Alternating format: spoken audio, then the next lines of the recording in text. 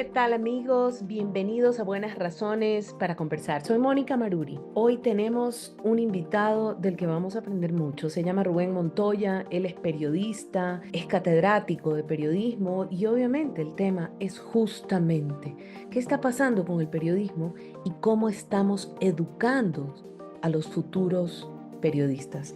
He aprendido con Rubén Montoya que el periodismo se ha olvidado, de que tiene unas bases que no van a cambiar nunca. Lo que han cambiado son las formas. Lamentablemente, ante la vasta cobertura de los medios digitales, de las redes sociales, de los Instagram, Twitter, ahora X, TikToks, creemos que todo es periodismo, que cualquiera que dice algo es periodismo, y el mismo periodista se olvida del rigor que debe mandar en su forma de hacer su trabajo y por competir en las redes sociales muchas veces deja de lado lo que aprendió y lo que es mandatorio en su profesión. Nos cuenta Rubén Montoya que las fake news gozan de gran salud, es decir, las noticias falsas. Hay un estudio que indica que más de la mitad de los contenidos que se divulgan en España son falsos. Ellos solo transmiten la porción de la verdad que nos permiten ver. Y lamentablemente, nosotros, las audiencias, elegimos creer de acuerdo a nuestros sesgos y justamente mantenernos desinformados. Escuchemos esta interesante entrevista con Rubén Montoya. Bienvenido, Rubén Montoya. Te puedo decir colega, porque ese fue mi primer estudio universitario, fue de periodismo y es de lo Está que bien. El me. mío es el segundo, porque mi primera carrera no fue esta. Pero sabes que me parece que en este país y supongo que en muchos lugares del mundo ser abogado, saber de leyes es indispensable y es una ventaja muy importante. Le debo a mi primer estudio el sentido lógico, pero fuera de eso la práctica de la ley es descorazonadora. Así que estoy contento de haber torcido mi camino hacia el periodismo. Esa es otra entrevista, sí sabes, en la que decidimos que es más descorazonador. Si tu primera o tu segunda carrera, pero eso sí lo vamos a descubrir ahora, qué podemos decir acerca del periodismo, porque de alguna manera es el tema de esta entrevista. ¿De Me acuerdo? has contado que eres docente de periodismo, así es que voy a arrancar por ahí, por el tema de los futuros periodistas o de la formación de los periodistas, pero después vamos a hablar del ejercicio periodístico. Y pienso, yo también he sido docente de periodismo y he trabajado formando a los profesionales del periodismo. Y entonces probablemente la primera pregunta tiene dos partes, la de ¿qué es lo que no se está enseñando? ¿Qué es lo que urge enseñar? ¿Qué es lo que sí se está enseñando? Sí, mi respuesta es un poco injusta, Ujú, porque parte evidentemente de un conocimiento de base, un conocimiento de campo limitado casi que a la universidad en la que doy clase. ujú. Y después pequeñas referencias de compañeros periodistas que también dan clases, pero la mía no es una visión medianamente certera de lo que pasa en general. Yo diría que hemos corregido aquí, no sé si en otros lados, algo que me parece que es una carencia fundamental del estudio del periodismo de los últimos años. Y es que el periodismo olvidó que tiene unas bases que no van a cambiar independientemente de las plataformas que se utilicen. Esas bases son las del viejo periodismo y tiene unos soportes deontológicos del deber ser que se están olvidando, que se cree que hoy ser periodista es ser productor de un contenido como si ese contenido no tuviera unas esencias, ¿no? Ujú. Unos soportes en los cuales pasar. Porque más allá de las formas, que está bien que hayan variado, que son extraordinariamente ricas en posibilidades hoy, Ujú. y que me parece que hacen mucho bien a la comprensión de lo que hace el oficio. Eso no significa que olvide que tenemos unas razones de ser. Ujú. Entonces, esa es la pregunta. ¿Cuáles son esas bases del oficio?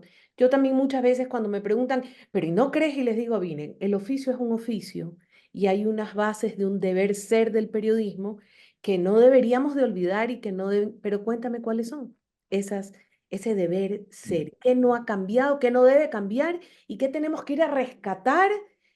Aunque las formas cambien, los medios cambien, si son digitales, si son más rápidos, si son ¿De inmediatos, si acuerdo? etcétera. Cuéntame. Permíteme ilustrarlo con un ejemplo para que el concepto no se quede como en la atmósfera. Ujú, En el año 2018 se iniciaron varios estudios de gran alcance respecto de la incidencia de las noticias falsas en el consumo de materiales informativos en Europa y fundamentalmente en España. Se hicieron estudios muy fuertes. Uno de los expertos en el tema, que es Marc Amorós, catalán, español, sacó un libro a finales del 2018 que se llamó La verdad de las noticias falsas. Y ujú. ahí él contaba que se estaban haciendo algunos estudios que terminaban más o menos a finales del 2020. En el 2020 vino la pandemia y esos estudios evidentemente se alargaron un poco. Además de que por una extraña razón pensamos que una experiencia tan brutal, a la que no le hemos sacado todo el provecho, me parece, iba a modificar nuestra percepción, nuestro acercamiento hacia la verdad. Ujú. Nos íbamos a volver más críticos, porque habíamos sufrido en carne propia, todos y cada uno de los seres humanos de este planeta, lo que significa tener y consumir contenidos que no sean exactos. Por desgracia, el final de esos estudios demostró que las fake news gozan de buena salud. Las previsiones que hizo Mark en su libro, en su primer libro, después sacó otro que se llama, me parece en el 2020, que se llama ¿Por qué las fake news nos joden la vida? Demostró que, para decirlo rápidamente, más de la mitad de los contenidos informativos que se consumen en España son noticias falsas. Esa es una cantidad tan brutal, tan demencial, que nos obliga a decir que lo que está fallando es que olvidamos que el periodismo tiene que ver con contar la porción de la verdad que nos es dado, que nos es permitido ver. Y si no entendemos eso, si no entendemos que nosotros transmitimos cuestiones que en realidad pasan, pues hemos perdido algo que parece como sobreentendido y por lo visto no lo está. Tienen más éxito las noticias falsas, es decir, construidas a partir de la falsedad y de la mentira, que la transmisión de noticias que tienen que ver con la verdad. Y eso es terrible. Si eso pasa en España, Mónica, si ese es el porcentaje en España, un país que me parece a priori un poquito más civilizado que el nuestro, calcule cómo serán las cosas aquí, en Ecuador y en Latinoamérica. Así es, sobre todo porque todo lo que has hablado aparentaría estar en manos de unos influencers o de unos dueños de algoritmos o unos políticos que quieren manipular, lo cual creo que todo es cierto, pero en realidad hoy estamos hablando de periodismo, es decir, de unos profesionales que en la facultad entendieron su rol en la sociedad, hasta qué punto son los profesionales y hasta qué punto son esos otros actores que acabo de mencionar.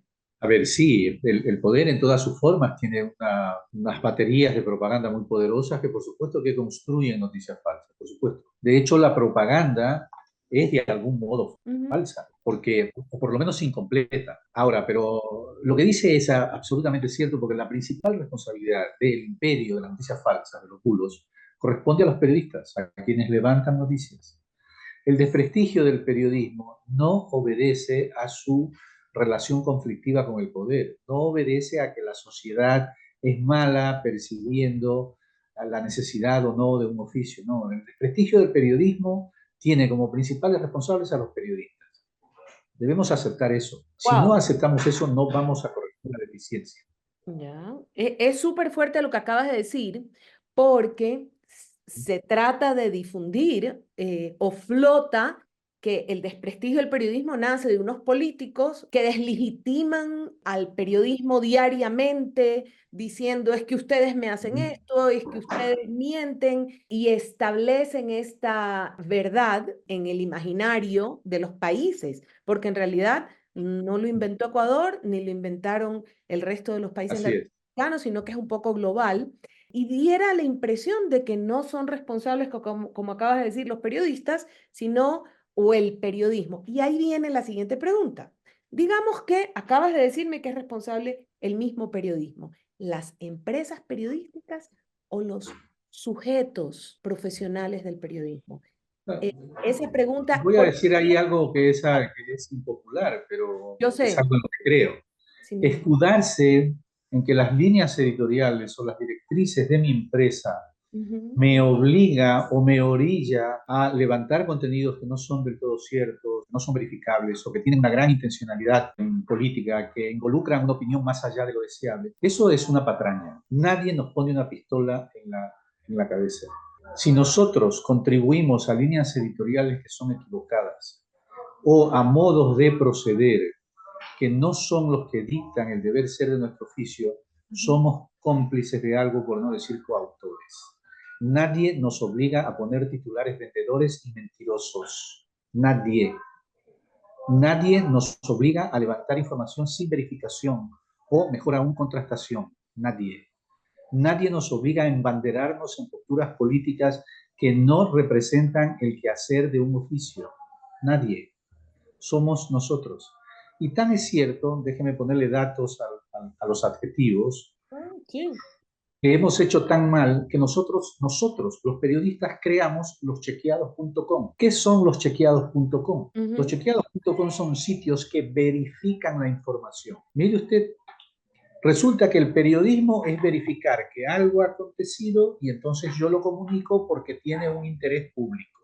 Es eso el periodismo. Sí, claro. Yo voy, veo algo y lo cuento. Y lo cuento a un público que necesita saberlo porque es de su interés. Resulta que como yo no hacía bien eso, que es lo elemental, creé como especialidad los chequeos. Lo digo de otro modo, si el periodismo hubiera hecho lo que le correspondía hacer, ¿serían necesarios los chequeados? Te pregunto. Es como si me dijera que hemos creado como especialidad en la medicina el operar con elementos asépticos. Nosotros sí ponemos alcohol antes de inyectar. Esos son los chequeados.com. Y me va a decir que no es responsable el periodismo de su desprestigio. Por supuesto que lo es. La pregunta que viene no es porque de alguna manera yo ignore el deber ser, sino porque estoy tratando de que este capítulo despeje, quiero limpiar el aire. Te contestarían los periodistas, que algunos los conocemos, aquí viven en el país y en Latinoamérica, que ellos no son los que mienten, ni los que hacen versiones falsas. Ellos solo entrevistan a los políticos, que son los que mienten. Y son los políticos los que dicen todas esas cosas y no es culpa de ellos. Dale. Bueno, usted entrevista a alguien que sabe que le va a mentir. Y como usted entrevista a alguien que sabe que lo voy a decir de otro modo. En el ADN del periodista está dudar. Esa es parte de su esencia. Un periodista que no duda debe dedicarse a cualquier otra cosa, porque no es lo suyo. No, es como si me dijera que un cirujano que necesita una habilidad especial con las manos, no las tuviere, lo siento.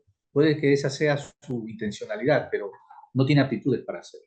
Entonces yo voy, es posible que un político diga la verdad, sí, excepcionalmente sí, pero yo dudo de él, dudo hasta de sus sombras. Entonces como yo dudo porque es mi obligación, y mi obligación es entregar la información contrastada a mi audiencia, yo voy preparado para hacerle las preguntas que corresponden. Porque si no, ¿cuál es nuestro oficio? Poner el micrófono a alguien, ser caja de resonancia, ser parlante. Yo voy preparado para dudar, pero dudo no porque se me ocurre ni porque soy mala gente, dudo con razones. Por tanto, necesito construir esas razones. Y para eso estudio, me preparo, tengo fuentes.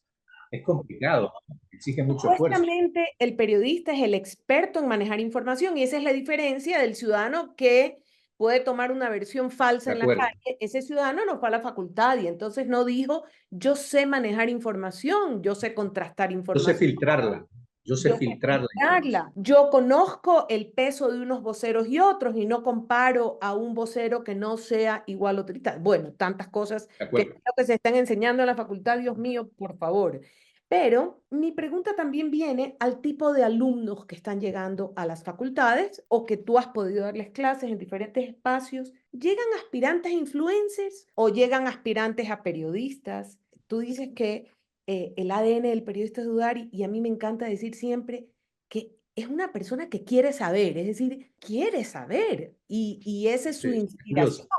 La pregunta no tiene instaladas respuestas, tiene instaladas muchas preguntas esta persona. Entonces te pregunto respecto a estos jóvenes que se interesan por ser periodistas, que yo recuerdo haber recibido personas que en realidad querían ser modelos, haber recibido yo como docente, quiero decir, y haber recibido algunos que de verdad tenían un talento extraordinario, a quienes he querido mucho y sigo apreciando, y que se hayan confundido con, en realidad yo quiero ser influencer. Bueno, hay unos profesionales que están confundidos y quieren ser influencers, pero cuéntame un poco respecto a estas nuevas Sí. generaciones. Y bueno, ha cambiado un poco, ¿no? Yo recuerdo la primera vez que di clase en Casa Grande, la aspiración era salir en Ecuavisa, literal, Ujú, presentar noticias en Ecuavisa, porque la televisión siempre ha sido muy aspiracional, ¿no? ujú, Y a mí no me parece mal, digamos, tener como referente de producción de noticias de Ecuavisa, que no será el gran ejemplo de cómo levantar contenidos, pero creo que tiene una trayectoria de pulcritud, de seriedad, en fin. Y es verdad, hoy quieren muchos ser streamers, ujú. productores de contenido, tener un Twitch propio y tal. Las realidades que un poco se multiplican y que los chicos consumen. Pero me parece que la facultad es una factoría que endereza caminos. O sea, esa es nuestra misión. Con algunos lograremos el objetivo, seguramente enderezaremos el camino y con otros no. Es así. Yo a veces me pregunto por qué tenemos suerte de contar con, en cada generación con 3 o 4 mentes excepcionales. Sí. Es una suerte. Pero yo te diría que mientras existan por cada promoción esos 3 o 4 que salven la camada, yo estaré feliz. Sí. Alguna vez alguna madre de familia me dijo, ¿usted me garantiza que va a triunfar si estudia con usted? Y le dije, no, de ninguna manera. Le No, dije, imposible. en cada promoción hay unos seleccionados que son extraordinaria materia prima. Sí, Qué pena usar esa palabra, pero para trabajar, para aprender juntos, inclusive para ver sus talentos florecer. Y le digo, claro, claro, claro. Formar parte de ese proceso es un privilegio. es una, Es un una, privilegio. una maravilla.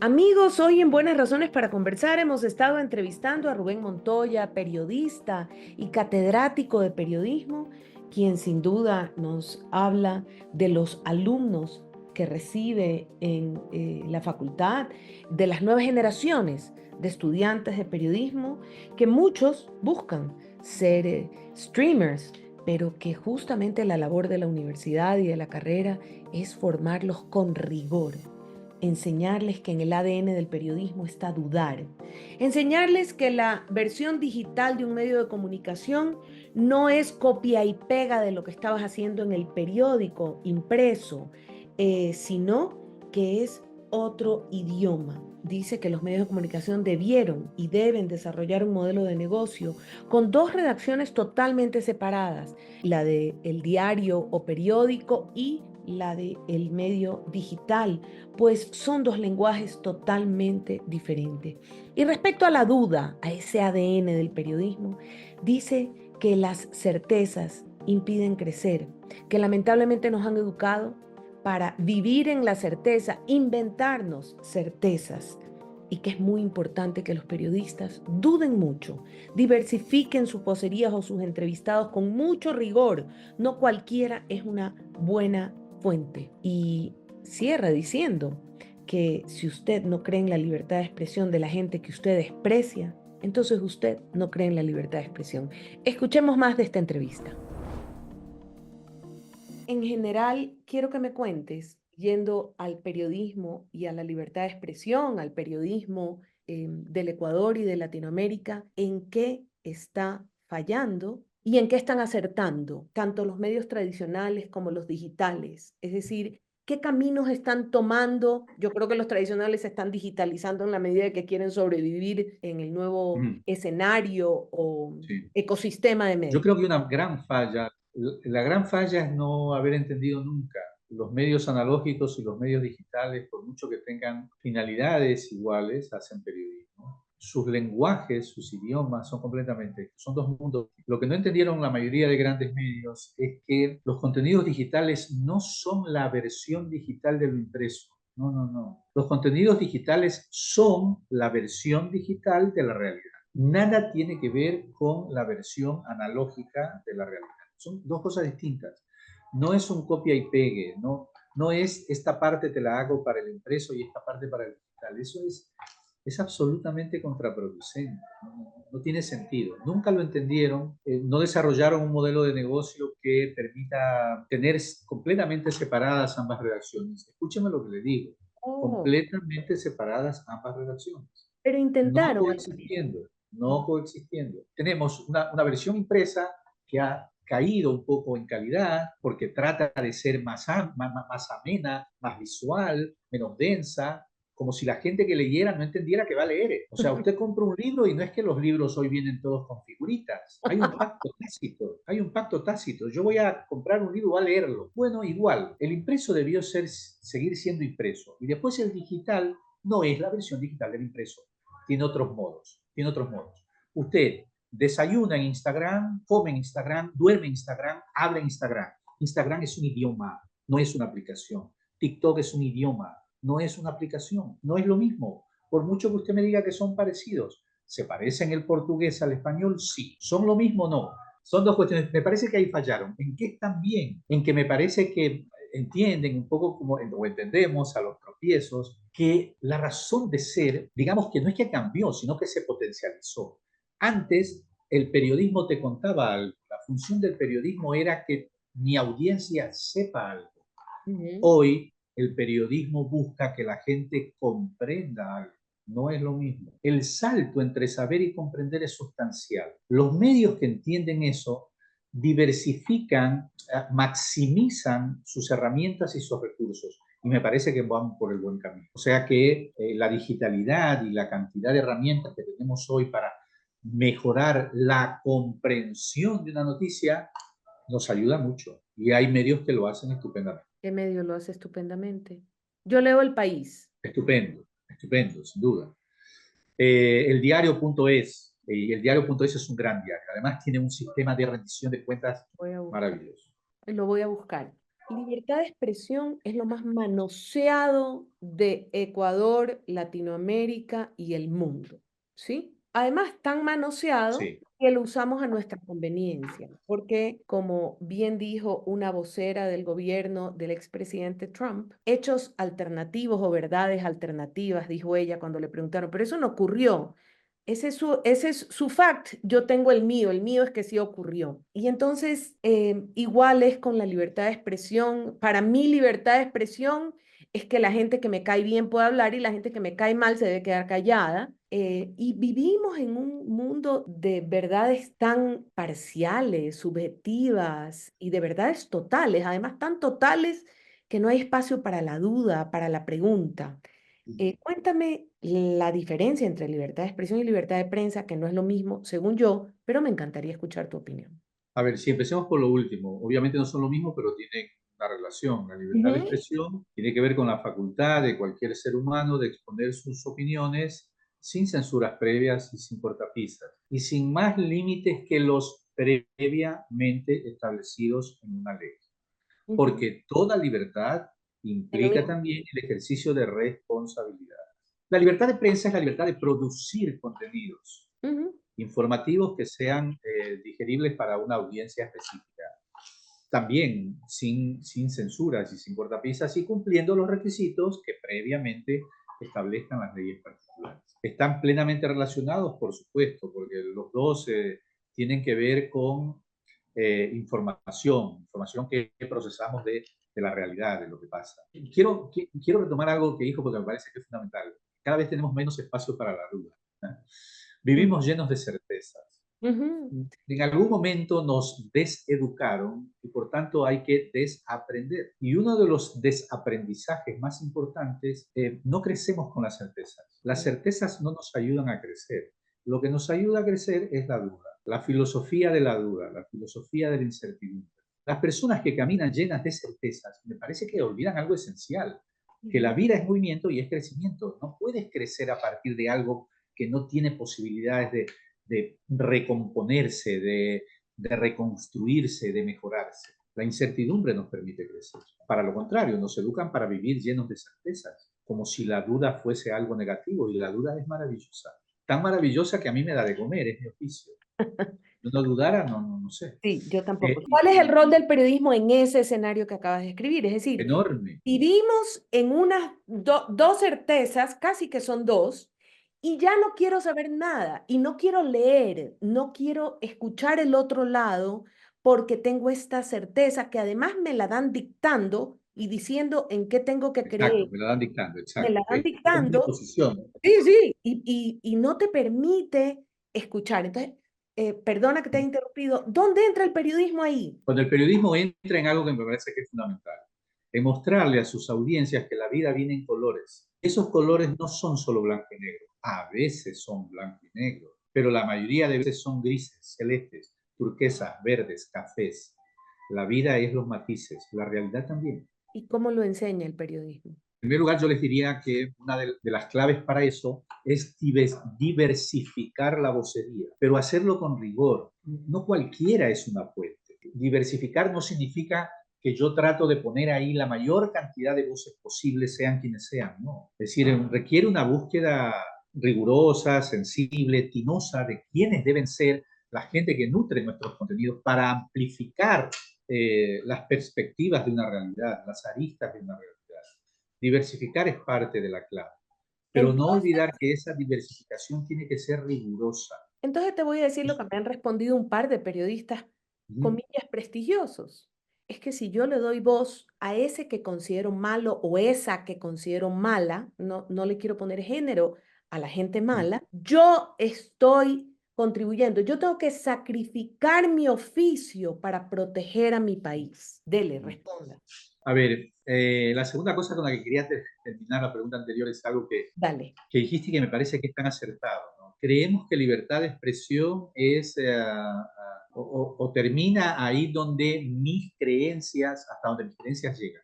Chomsky decía algo que no hemos puesto en práctica y no lo hemos meditado suficientemente. Si usted no cree en la libertad de expresión de la gente que desprecia, entonces no entiende de qué va la libertad de expresión. O sea, la libertad de expresión es asumir que el otro puede y debe tener posiciones absolutamente contrarias a las mías y que el sostén de esas posiciones absolutamente contrarias a las mías es moralmente tan válido como el mío. Después discutamos cualquier otra cosa, pero la base, el derecho de opinar de esa persona que piensa diametralmente distinto a mí es tan profundo y fuerte y válido como el mío. Pero Si esa no gente que entendemos piensa eso, distinto a mí va a hacerle daño a mi país. Y si yo le doy voz, voy a destruir a mi país. Yo no puedo con mi trabajo destruir. hace daño el creer que una verdad es absoluta. Eso es lo que hace daño. Esa es la base del totalitarismo. Si yo estoy tan convencido de que moralmente tengo la postura correcta,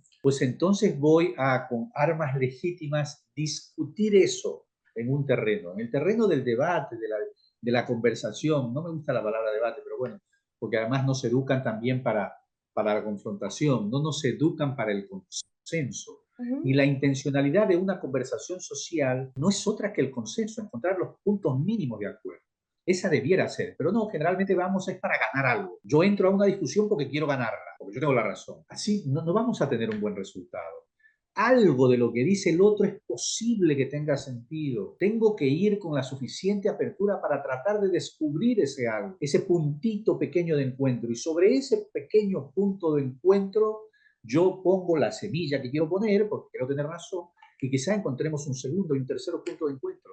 Esa es la razón de ser de una verdadera conversación social. Y es posible que en esa conversación yo mismo vea algo que no había visto antes y que pueda de alguna Totalmente, manera modificar ese lugar así donde es. se crea esta discusión. Si no lo haría Pero esta si voy con gente. la intención adecuada, ¿no? Claro. Así es, sí. Y ojalá el periodismo estuviera al servicio de ese diálogo. Este periodismo de trinchera, yo le digo así, ¿sí? Es decir, me atrinchero en un Uh-huh. rol. Qué buena analogía. Sí, este periodismo de trinchera de alguna manera hace daño a la convivencia ciudadana, es decir, porque refuerza lo combativo, refuerza nosotros versus ellos, refuerza la falta de diálogo y de alguna manera hace daño a la construcción de un tejido social ciudadano de convivencia solidaria, pacífica, etc, etc. Ya. ¿Sí? Dos cosas ahí. Primero, que refuerza la idea de que estamos en un ring. Usted en una esquina, yo en la otra, y en el centro nos vamos a sacar la mugre. Primera cosa, negativa. Segunda, pervierte el ADN del oficio.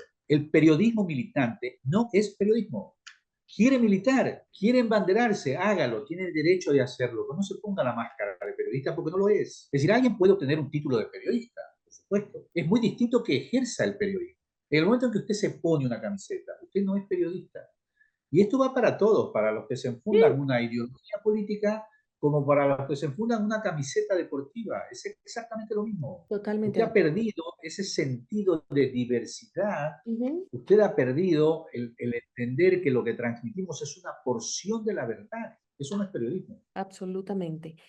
Voy llegando al final porque se me acabó el tiempo, pero no sin decirte que yo no puedo dejar ahí la discusión. Yo necesito que me regales una luz, ¿sí? Que me regales la posibilidad de, de salir de este espacio que acabamos de describir en los últimos minutos, que no es ecuatoriano y que no solo es latinoamericano y que de muchas maneras es global. Estoy convencido de que el periodismo, el buen periodismo, el periodismo decente, el periodismo que duda, el periodismo que investiga, el periodismo que verifica, el periodismo que mira a la audiencia, no al poder, el periodismo que no se vuelve alfombra, es absolutamente necesario para la construcción de sociedades democráticas, para la construcción de una civilidad que algunos piensan que agoniza y yo nunca olvido que agoniza es sinónimo de lucha. Así que mientras agonicemos significa que luchamos. Y creo que alguna gente lo hace bien, lo hace estupendamente bien y yo no soy pesimista en ese sentido. Yo, todo lo contrario. Yo creo que ahí donde hay mucho por cambiar, los que queremos cambiar debemos sentirnos bien porque significa que tenemos mucho trabajo. Yo siempre les digo a los chicos, hay tanto mediocre en el medio que si ustedes no son mediocres se van a ver. Es muy simple. Hay una película en blanco y negro ahí y resulta que ustedes van vestidos de turquesa. Se van a hacer notar. Yo creo que el buen periodismo se hace notar. Y me parece que vive buenas horas, contrario a lo que otros piensan. Mientras existan los investigadores, por ejemplo, mientras exista gente que haga investigación a contramano de todos los esfuerzos del poder por silenciarlos, vamos por buen camino. Mientras exista eso, incluso en un país en el que ejercer el periodismo es un acto casi suicida, Ujú. yo voy a ser optimista. Muchas gracias por la entrevista. No, Hay gracias. muchas luces. Yo te dije que yo intento, cuando me preguntan, ¿qué haces tú en el podcast Buenas Razones para Conversar? Siempre digo que yo trato de desbrozar el campo, ¿sí? Y tratar de entender temas que no necesariamente entienden las audiencias o entienden los ciudadanos y que definitivamente yo no entiendo del todo y por eso busco entrevistados que me ayuden a entender mejor. Ojalá haya podido ayudar en algo, me he sentido muy bien. Y bien, hemos terminado esta entrevista hoy con un extraordinario entrevistado, Rubén Montoya, periodista y catedrático de periodismo, que nos deja muchos aprendizajes. Pero sobre todo, uno de los últimos aprendizajes que nos dejó en esta entrevista es que no nos han educado para el consenso, para sentarnos a conversar y para encontrar los puntos en común, sino que hay estudios que demuestran que estamos esperando que el otro se calle para decir lo que tenemos que decir, justamente porque queremos ganar la discusión en lugar de escucharnos el uno al otro. Que esta entrevista nos deje esa semilla de buscar el entendimiento y buscar los puntos en común, aún con ellos, con quienes no estamos de acuerdo. No dejen de buscarnos en @cabipunk en nuestras redes sociales o en nuestra página web www.ipank.org. Hasta pronto.